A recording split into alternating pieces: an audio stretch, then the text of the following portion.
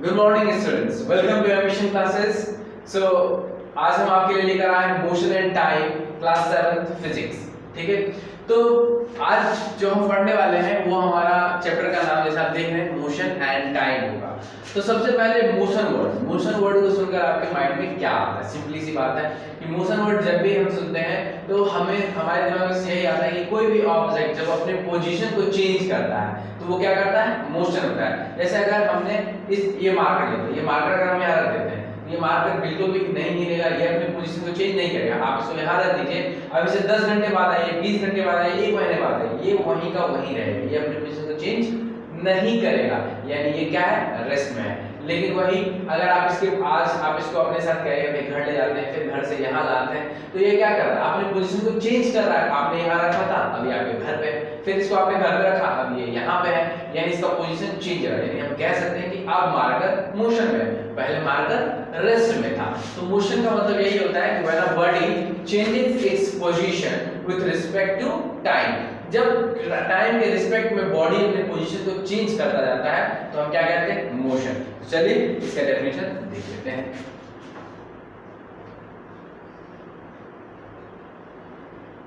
Motion, इसका definition क्या होगा? When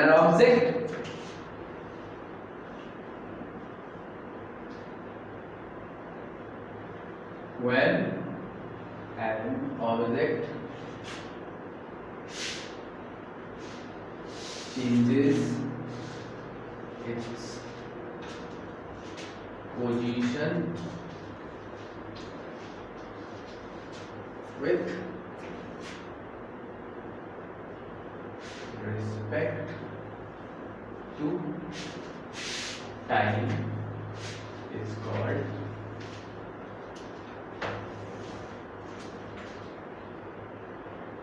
motion. जब भी कोई ऑब्जेक्ट अपने पोजीशन को चेंज करता है टाइम के रिस्पेक्ट में तो हम क्या कहते हैं? वो ऑब्जेक्ट मोशन में है। इसी तरह रेस्ट का ये डेफिनेशन हो सकता है कि जब कोई ऑब्जेक्ट अपने पोजीशन को चेंज ना करे तो वो ऑब्जेक्ट क्या होगा? रेस्ट में होगा। अब हमने मोशन देख लिया, मोशन का मतलब तो आप समझ गए।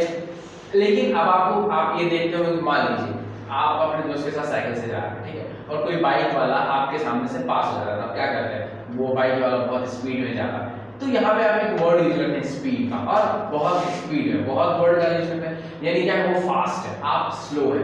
फिर अगर आप अपना कंपैरिजन एक स्नेल से करते हैं तो आप, या एक टर्टल से करते हैं, यानी कछुए से करते हैं, तो आप उसके मुकाबले बहुत ज्यादा फास्ट है। तो ये फास्ट स्लो क्या होता है? तो फास्ट मोशन ये होता है जब कोई ऑब्जेक्ट अपने मोशन को जल्दी जल्दी चेंज कर रहा हो तो वो क्या होगा? फास्ट मोशन कर रहा है। अगर कोई ऑब्जेक्ट अपने पोजीशन को बहुत धीरे धीरे चेंज कर रहा है, लाइक टर्टल, आपको पता होगा कछुए बहुत धीरे धीरे चलते हैं, तो हम क्या कहेंगे कि उनका मोशन जो क्या है? स्लो मोशन है। तो आप समझ गए फास्ट मोशन क्या होता है? जब कोई ऑब्जेक्ट अपने पोजीशन को जल्दी जल्दी चेंज करे तो वो फास्ट मोशन हो गया। जब कोई ऑब्जेक्ट अपने पोजीशन को बहुत धीरे धीरे चेंज करे तो स्लो मोशन हो गया। ठीक है, इसका टाइम आप समझ गए। अब हम बात करेंगे स्पीड, क्योंकि अभी जस्ट एक टॉपिक आया जिसके बारे में आपने सुना, स्पीड क्या होता है? ठीक है, स्पीड जानने से पहले आप जान लीजिए कि डिस्टेंस क्या होता है। ठीक है, डिस्टेंस एक वर्ड और आपके लिए नया है, डिस्टेंस। ठीक है, तो हम डिस्टेंस मतलब समझते हैं। डिस्टेंस जैसे मान लीजिए ये पोजीशन ए आपका घर है और पोजीशन बी आपका स्कूल है।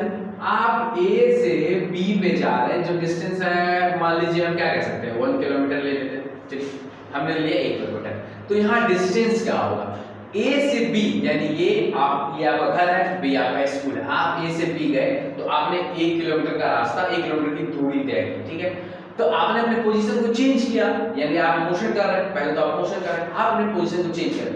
तो अगर आप अपने पोजीशन में जो चेंज लाएंगे उसको अगर आप मेजर करेंगे, उसके मेजरमेंट को, जैसे 1 किलोमीटर या आपका घर से स्कूल 2 किलोमीटर, तो आप क्या कर रहे हैं? जो भी आपने अपने पोजीशन में चेंज किया उस पोजीशन को आप मेजर कर रहे हैं। क्या कर रहे हैं? मेजर कर रहे हैं, उसको, उसकी दूरी को नाप रहे हैं। तो वो अगर आप उस चीज को मेजर करते हो, मेजर का जो रिजल्ट, मेजरमेंट का जो रिजल्ट होता है उसको क्या कहते हैं? मैग्नीट्यूड कहते हैं। तो उस मैग्नीट्यूड को ही हम क्या कहते हैं? डिस्टेंस कहते हैं। क्या कहते हैं? डिस्टेंस।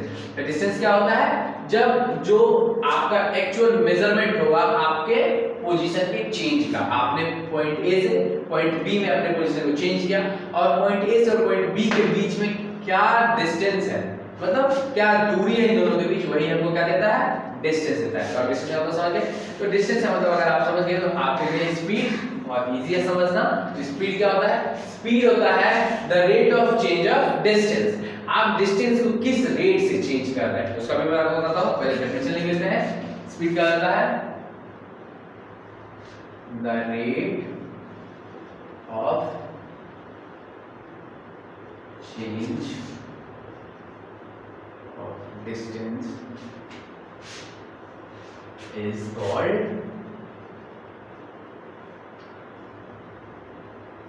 अगर हम स्पीड के डिस्टेंस के रेट को चेंज करते जाएंगे तो हमको क्या मिलेगा? स्पीड। तो इसका फॉर्मूला भी आपको अभी इस फॉर्मूला से बहुत अच्छे से समझ आएगा। तो speed is equal to distance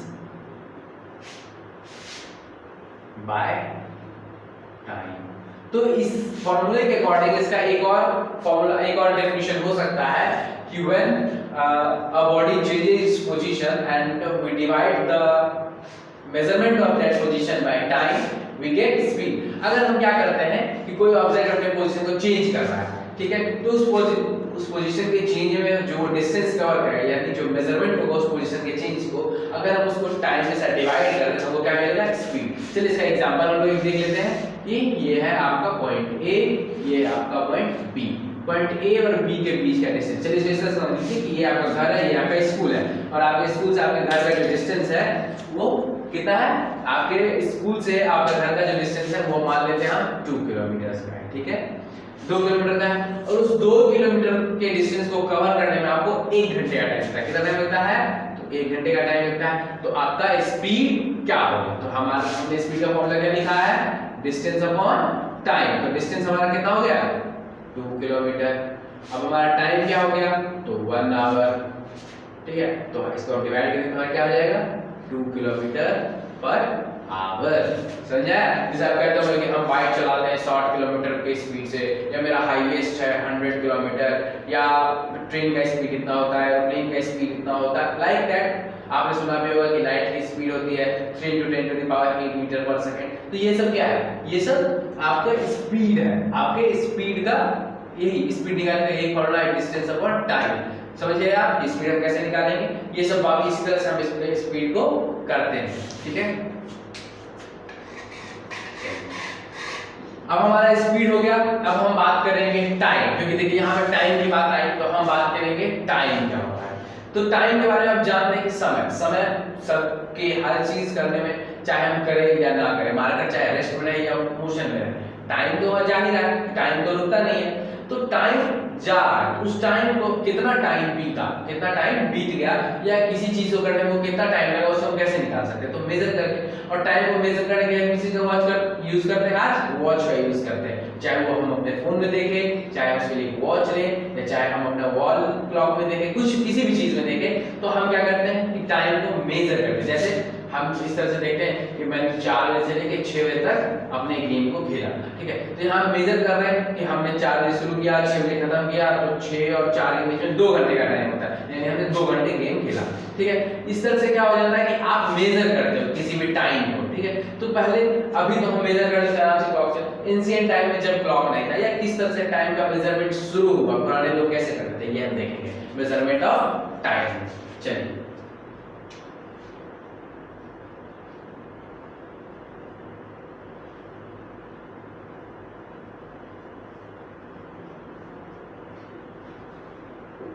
measurement of time.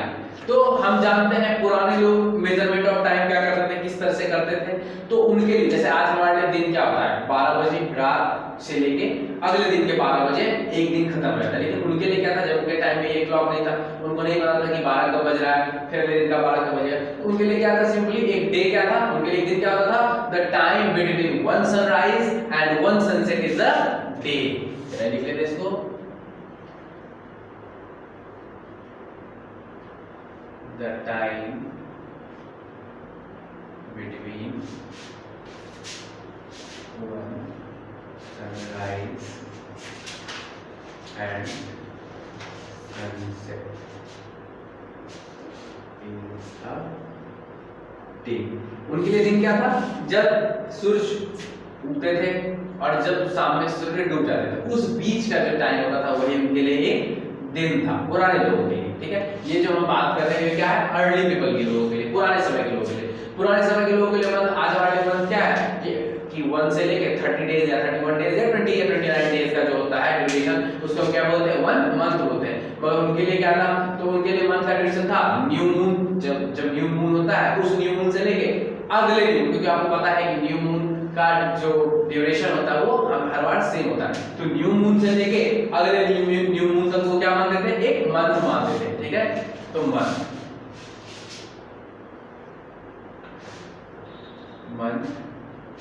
is the duration between new moon to next new moon। ठीक है, मंथ क्या था? एक न्यू मून से लेके अगले न्यू मून तक के बीच का ड्यूरेशन। और उस समय भी ईयर का एक ही ड्यूरेशन था कि time taken by Earth to complete one revolution। उस सन के चारों जो रिवॉल्यूशन में टाइम लगा था उसी को हम क्या उस वक्त क्या मानते थे? एक ईयर मानते थे। अब पुराने समय में टाइम मेजरमेंट के क्या क्या इंस्ट्रूमेंट्स थे? चलिए देख लेते हैं।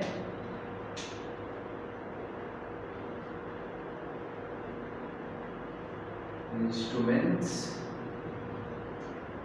to measure time in early stage। पहले के समय में टाइम को मेजर करने के लिए क्या क्या चीजें थी? तो उस समय सनडायल था, पहला चीज जो हम देखते हैं सनडायल। हम आपको बताते हैं सनडायल कैसा होता है। सनडायल क्या होता था?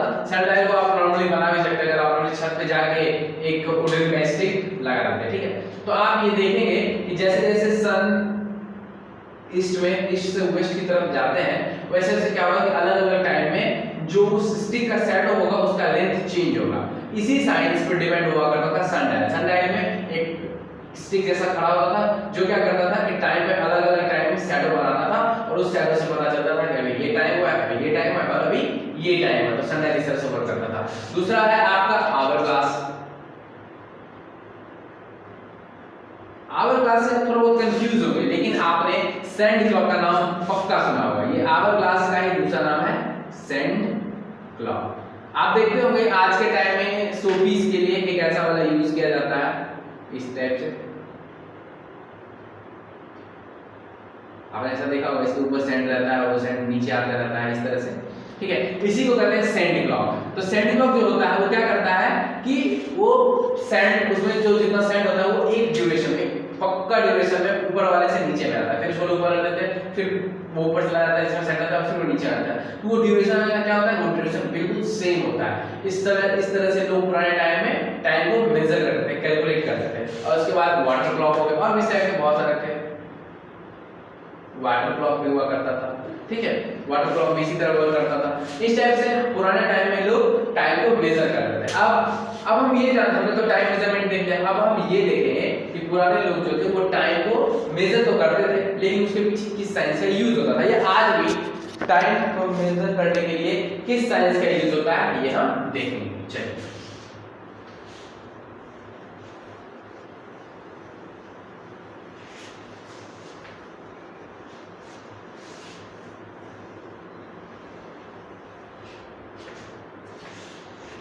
टाइम के लिए किस साइंस का यूज होता है ये हम देखेंगे। हम जानेंगे कि किस तरह से किसी क्लॉक का साइंस वर्क करता है। उससे पहले हम जानेंगे किसी क्लॉक जो क्लॉक का साइंस होता है उसको जान लेते हैं। तो देखिए कोई भी क्लॉक जब वर्क करता है तो वो वर्क करता है पीरियोडिक टाइम पे, ठीक है। उसमें जो टाइम होता है वो हमेशा पीरियोडिक टाइम में होता है, ठीक है। उससे अब इस चीज़ को हम जानने से पहले थोड़ा ये जान लेते हैं कि किसी क्लॉक का आइडिया लोगों के माइंड में आया कैसे। पहले जैसे सेंड क्लॉक हो गया, ये क्लॉक हो गया, इसके बीच में साइंस नहीं था, ये इतने ज़्यादा एक्यूरेट नहीं थे। लेकिन एक क्लॉक हो जो एक्यूरेसी दे, उसके लिए सबसे पहले आइडिया आया गैलीलियो गैलीली को, ठीक है। गैलीलियो एक साइंटिस्ट थे, उनके बारे में भी हम आपको बहुत डिटेल में बताएंगे, बट पहले हम जान लेते हैं कि उन्होंने कैसे किया। तो उन्होंने एक पेंडुलम को लिया, और पेंडुलम जो होता है वो क्या होता है कि एक धागे से, एक धागा एक फिक्स पॉइंट से बंधा रहता है और उसके नीचे एक छोटा सा वेट लटका होता है, जिस वेट को हम बॉब बोलते हैं, ठीक है। उसमें थोड़ा सा वो थोड़ा हैवी होता है, ज़्यादा नहीं, थोड़ा सा हैवी होता है, ठीक है, और उसको हिलाया जाता है। तो आपने पेंडुलम क्लॉक में देखा होगा, अगर आपने पेंडुलम क्लॉक देखा होगा तो आप देखते होंगे कि उसमें नीचे हिल रहा है, वही उसी को पेंडुलम क्लॉक, उसी से उन्होंने एग्जैक्ट टाइमिंग वाला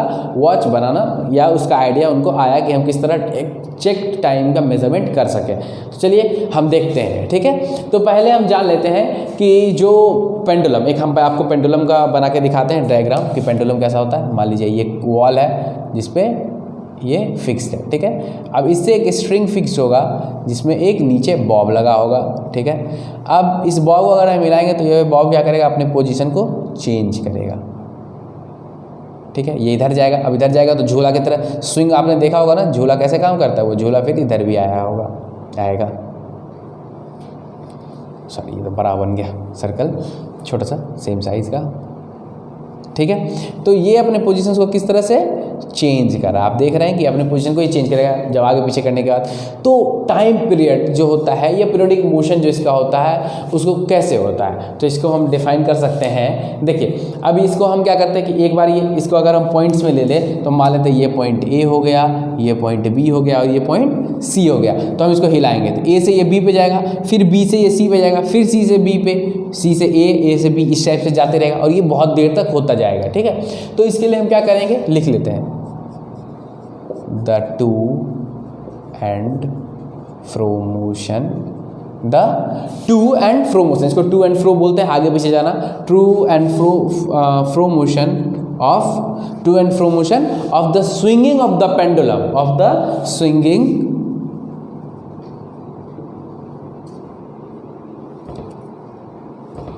of the swinging of the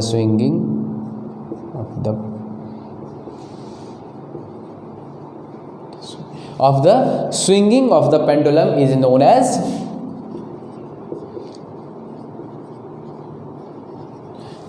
इसको हम क्या कह सकते हैं, तो ऑसिलेटरी मोशन भी कह सकते हैं, इसको हम ऑसिलेटरी मोशन भी कह सकते हैं, ऑसिलेटरी मोशन और पीरियोडिक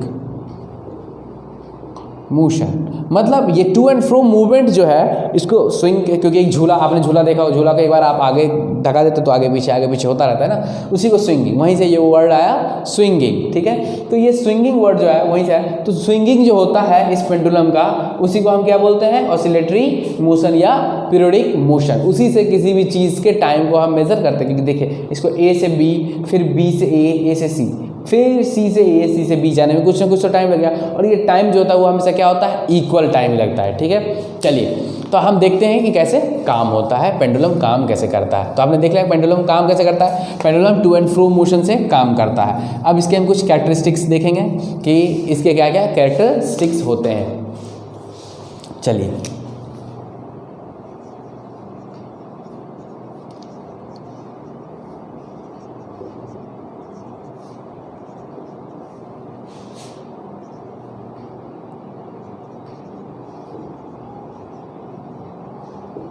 एक पेंडुलम के क्या क्या कैरेक्टरिस्टिक्स होंगे, ठीक है। चलिए तो पहला देख लेते हैं, जो हमारा पहला कैरेक्टरिस्टिक्स ये होगा कि time period depends on the length of the string used, greater the length of the string greater is the time period. तो टाइम पीरियड जो होता है वो डिपेंड किस पे करता है, तो लेंथ पे करता है। वो जो धागा आपने देखा है स्ट्रिंग का, वो स्ट्रिंग जो है उस पर डिपेंड करता है। उसका लेंथ जितना ज़्यादा होगा टाइम उतना ज़्यादा लगेगा, उसका लेंथ जितना कम होगा टाइम उतना कम लगेगा, ठीक है।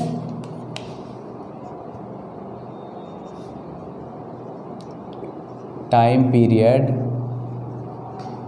Depends upon the length, time period depends upon the length of the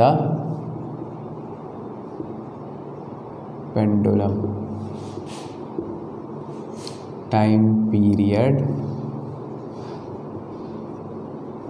increases with the increase in length of string। String का लेंथ जितना हम बढ़ाएंगे हमारा टाइम पीरियड उतना ज़्यादा बढ़ जाएगा, ठीक है। दूसरा जो होगा क्या होगा, the time period of a simple pendulum does not depend on the mass of the Bob use in the reasonable limit. अगर उसका जो बॉब होता है नीचे बॉब, उसका वेट अगर आप बढ़ा देते या घटा देते उससे उतना ज़्यादा फर्क टाइम पीरियड पे नहीं पड़ेगा, ठीक है। तो लिख लेते हैं time period is independent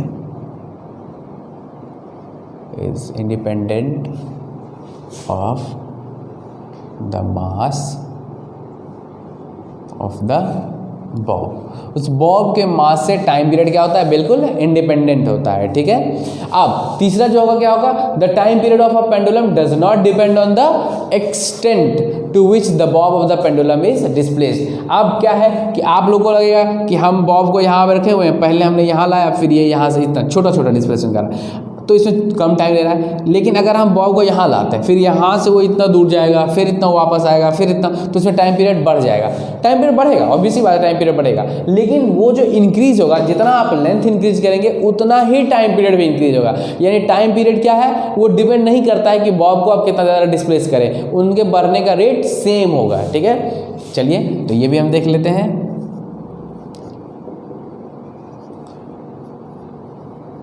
time period is independent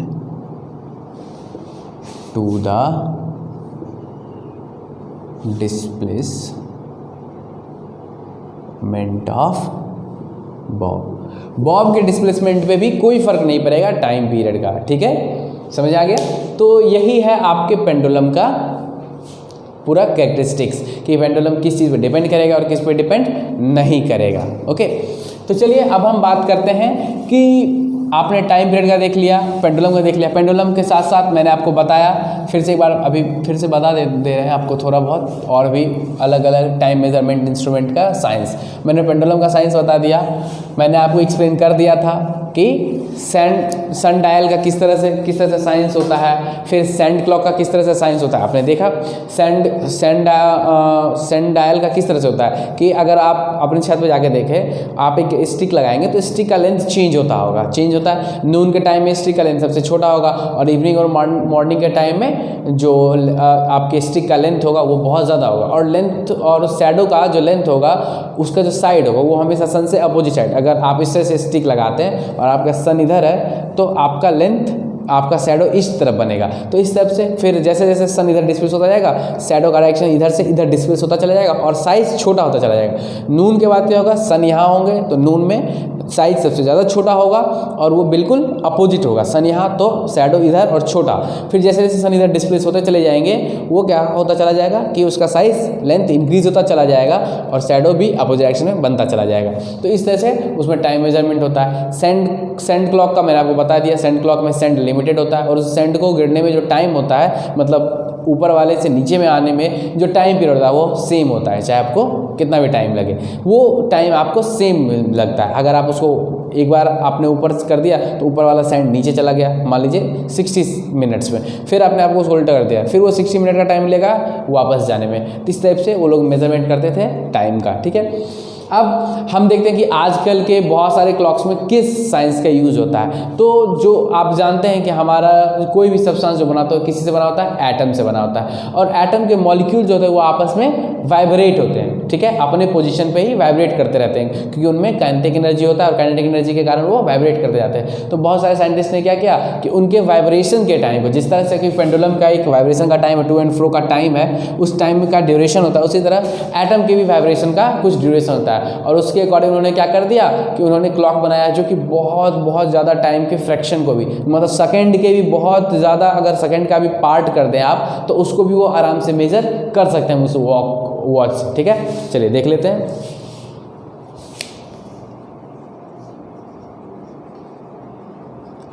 atoms of a molecule vibrate at their mean। तो एटम जो होते हैं वो मॉलिक्यूल्स को क्या करते हैं, अपने मीन पोजीशन पे वाइब्रेट करते हैं, ठीक है। So some clocks based, some clocks जो होते हैं, some clocks are based on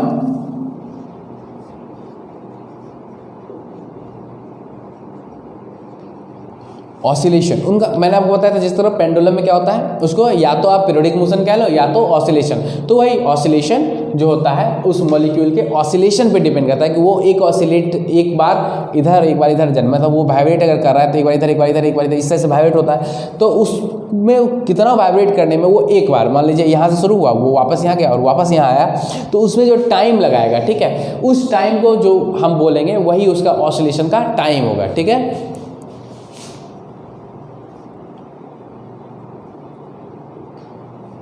जो इसके लिए यूज़ होता है वो किस टाइप के होता है, उसका मॉलिक्यूल क्या होता है, क्रिस्टल मॉलिक्यूल्स का यूज़ होता है, of certain crystals called quartz. उनको क्या कहते हैं, तो क्वार्ट्ज कहते हैं। क्वार्ट्ज जैसा क्वार्ट्ज भी एक क्रिस्टल ही होता है, तो इसका यूज़ किया जाता है क्लॉक में। अब देखिए हम जानते हैं, जैसे आपको मैंने बताया कि पेंडुलम, चलिए एक बार फिर से हम पेंडुलम बना रहे हैं, ठीक है, ये पेंडुलम हो गया। इसमें हम कैसे टाइम पीरियड को कैलकुलेट करेंगे, ठीक है। जैसे इसको कैलकुलेट करने का दो तरीका है, ये ए, ये बी और सी। अब टाइम पीरियड, एक टाइम पीरियड अगर मान लेते हैं, एक ऑसिलेशन कैसे मानते हैं, अगर हम इसको ए से बी की तरफ ले गए तो क्या होगा, ए से ये बी जाएगा, फिर बी से ए आएगा, फिर सी जाएगा और फिर वापस ए पर आएगा, तब इसका एक टाइम या एक ऑसिलेशन कंप्लीट होगा।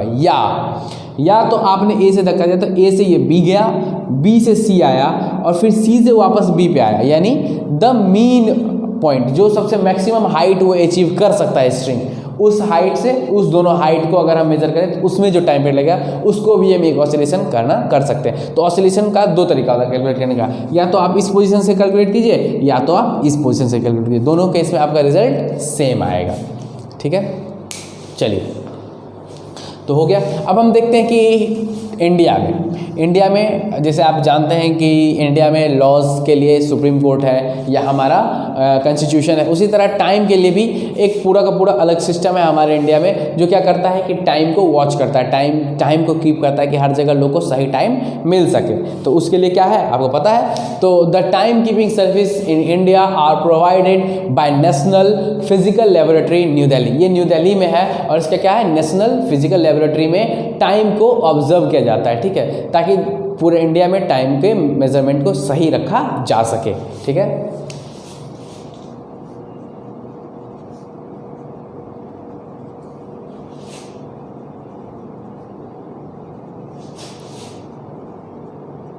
The time keeping services in India, जो टाइम सर्विसेज इंडिया में है वो प्रोवाइड किए जाते हैं, are provided by National Physical Laboratory,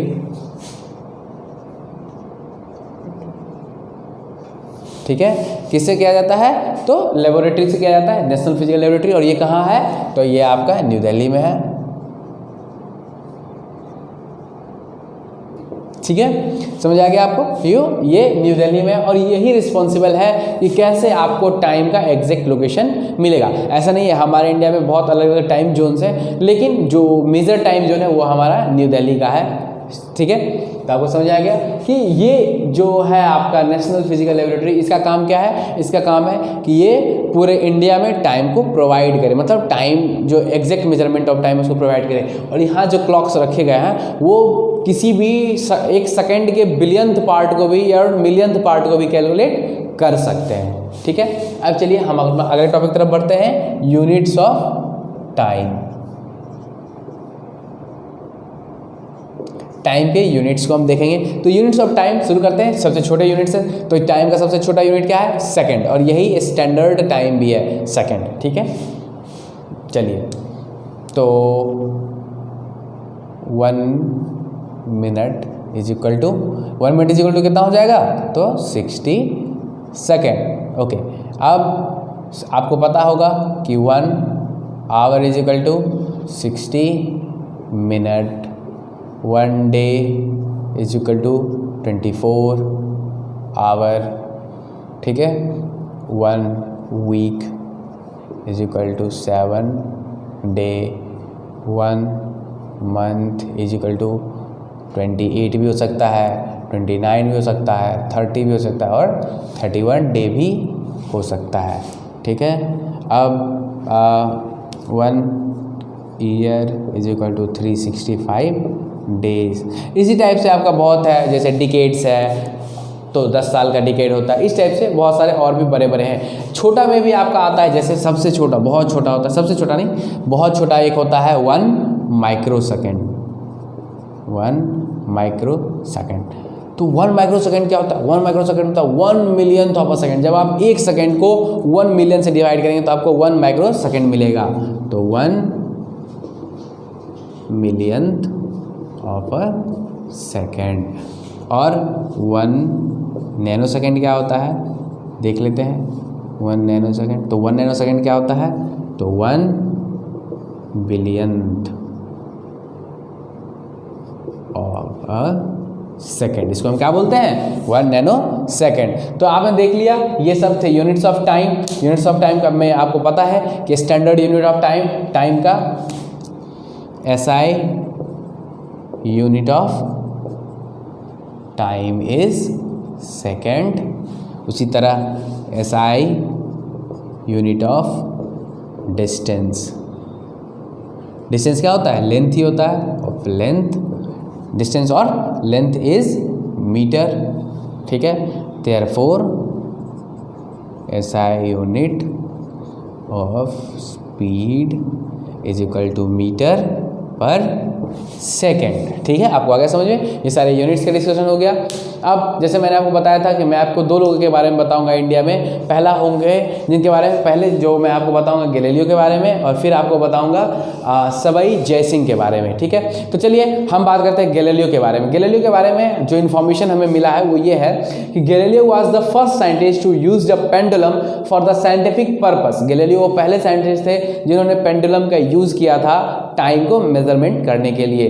Galileo was born in पीसा, इटली। इटली में उनका जन्म हुआ था। पीसा जो इटली में है, वहाँ पे वो जन्म मतलब पैदा हुए थे। और 15 फरवरी 1564 के 15 फरवरी को उनका जन्म हुआ था। Galileo discovered something that no one else ever realised. उन्होंने उस चीज़ को डिस्कवर किया जिसके बारे में किसी ने नहीं सोचा था। सब टाइम के बारे में ऐसा ही सोचे थे कि जैसा चल रहा है वैसा ही चलने दो, लेकिन वो एग्जैक्ट टाइमिंग चाहते थे, चाहे वो दिन हो। जैसे सनडायल क्या है कि सनडायल दिन में तो प्रॉपर्ली वो करता है लेकिन रात को नहीं करता है। फिर अगर आप सेंट क्लॉक की बात करें तो सेंट क्लॉक क्या होता है कि हर घंटे आपको उसको उल्टा मतलब नीचे ऊपर करते रहना पड़ता है। तो इसमें हम एग्जैक्ट टाइम 1 घंटा 1 मिनट 1 सेकेंड इस टाइप का टाइमिंग नहीं जान पाते थे। तो उन्होंने इसके बारे में सोचा। ठीक है, तो उन्होंने इसको कैसे निकाला? उन्होंने इसको पेंडुलम से निकाला कि हर स्विंग के बीच का जो टाइम है वो सेम है। अब इसका आइडिया उनको कहाँ से आया? तो बचपन की बात थी, वो अपने चर्च के पास रहते। तो चर्च में उस समय लाइट्स तो इलेक्ट्रॉनिक लाइट्स थे नहीं, तो उस वक्त क्या होता था? चर्च में लैंप लटकाया जाता था। तो जब एक आदमी लैंप को लटका रहा था तो लैंप लटकने के बाद आपने कोई भी चीज़ अगर आप लटकाते देखते होंगे वो हिलता होगा। तो उन्होंने उस चीज़ को अपने पल्स के साथ मेजर किया। ठीक है, तो पल्स के साथ उन्होंने मेजर किया तो लैंप जितना बार इधर और उधर जा रहा था उतना टाइम उनका पल्स बीट कर रहा था। तो उन्होंने उनके दिमाग में ये आया कि ऐसा क्यों है कि जो लैम्प का मतलब टू एंड फ्रो मोशन वो बिल्कुल सेम है, और वहीं से उनका ये आइडिया शुरू हुआ और उन्होंने टाइम को कैलकुलेट करने के लिए पेंडुलम बनाया, जो कि उसी चीज़ पर बेस्ड होती है। यानी हमारा हार्ट बीट है वो भी लगभग सेम टाइम इंटरवल पे बीट होता है, ठीक है। इस तरह से उन्होंने किया एक क्लॉक का डेवलपमेंट। अब हम बात करते हैं अपने एक इंडिया में एक राजा हुआ करते थे सवाई जयसिंह टू, ठीक है। तो महाराजा सवाई जयसिंह जिन्होंने 1686 से 1743 तक रूल किया, was the ruler of kingdom of Amber. Amber जो बाद में अभी जयपुर के नाम से जाना जाता है, वहाँ के वो रूलर थे। He receive the title of Sawai 1.25 यानी 1.25, यानी उनका जो सवाई था, सवाई वर्ड जो सवाई वर्ड होता है वो 1/4 को कहते हैं, यानी आप देख ले तो 1.25 को सवाई कहते हैं, ठीक है। मतलब हो सकता है राजस्थानी लैंग्वेज में इसको कहा जाता होगा, ठीक है। सो फ्रॉम एम्परर औरंगजेब ने उनको ये टाइटल दिया था, ठीक है। He made huge sundials in astronomy observation, उन्होंने बहुत बड़े बड़े सनडायल्स बनाए थे एस्ट्रोनॉमी ऑब्जर्वेशन के लिए, मतलब स्टार्स और हेवनली बॉडीज के ऑब्जर्वेशन के लिए उन्होंने बड़े बड़े सनडायल्स बनाए थे, ठीक है। और उन्होंने कहाँ कहाँ बनाया था देख लीजिए, उन्होंने दिल्ली में बनाया था, जयपुर में, वाराणसी में, उज्जैन में और मथुरा में टाइम को मेजरमेंट के लिए बहुत बड़े बड़े सनडायल्स बनाए थे। आप सुनते होंगे कि दिल्ली में एक जंतर मंतर, उसी तरह दिल्ली का जो जंतर मंतर वो रेड कलर का है, और जयपुर का जो जंतर मंतर वो सिंपल येलो कलर का है, येलोइस मतलब क्रीमी येलोइस है, ठीक है। तो वहाँ भी एक है। ये दोनों क्या है, ये दोनों बड़े बड़े सनडायल्स हैं जिसको टाइम मेजरमेंट के लिए यूज़ किया जाता था उस टाइम, और आज के लिए ये हमारे लिए मॉन्यूमेंट्स हैं। और आपको पता है जयपुर का जो जंतर मंतर वो आज भी वर्क होता है टाइम मेजरमेंट के लिए, ठीक है। और वो इतना एक्यूरेट है कि वो 2 सेकंड तक के टाइम एक्यूरेसी को टाइम को मेज़र कर सकता है, यानी उसका अगर टाइम डिफरेंस आप देखें तो आप 2 सेकंड तक के ऑब्जर्वेशन को क्लियरली उसमें मेज़र कर सकते हो। वो इतना परफेक्ट था उस टाइम में, ठीक है। तो उनके ऑब्जर्वेटिव को जहाँ भी उन्होंने अपने ऑब्जर्वेटिव को बनाया वहाँ उनका नाम जंतर मंतर दिया गया, ठीक है। उन्होंने कहाँ कहाँ बनवाया तो ये भी आप मैंने आपको बता दिया कि दिल्ली में, जयपुर में, वाराणसी में, उज्जैन में और मथुरा में। सो क्लास आगे के टॉपिक में हम डिस्कस करेंगे थोड़ा बहुत स्पीड के बारे में, और भी थोड़ा बहुत यूनिट ऑफ टाइम में, थोड़े बड़े यूनिट्स ऑफ स्पीड के, थोड़े बड़े यूनिट्स ऑफ टाइम के, और फिर कन्वर्जन देखेंगे किस तरह हम स्पीड के यूनिट्स को कन्वर्ट कर सकते हैं, ठीक है। सो अगर आपको कोई भी डाउट हो तो हमसे व्हाट्सएप पे कांटेक्ट कीजिए, आपके डाउट्स को क्लियर किया जाएगा। Thank you students.